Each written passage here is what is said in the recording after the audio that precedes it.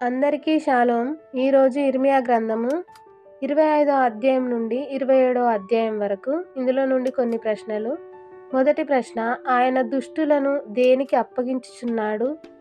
రెండవ ప్రశ్న, 70 సంవత్సరములు వారు ఎవరికి దాసులుగా నుందురు?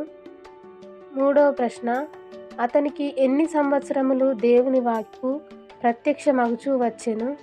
నాలుగవ ప్రశ్న, రాజు దేవుని యందు భయభక్తులు కలిగి ఏమి వేడుకొనెను? ఐదవ ప్రశ్న, ఆయన తన సేవకులను ప్రవక్తలను వారి యొద్దకు ఎప్పుడు పంపుచూ వచ్చెను? ఆరవ ప్రశ్న, వారు దేవుని నామమును బట్టి ఎలా ప్రకటించుచున్నారు? ఏడవ ప్రశ్న, ఆయన తన అధిక బలము చాచిన బాహు చేతను ఏమేమి సృజించెను? ఈ సమాధానాలు తెలిసిన వారు కామెంట్ బాక్స్లో తెలియజేయగలరు. షేర్ చేయండి, సబ్స్క్రైబ్ చేయండి, లైక్ చేయండి.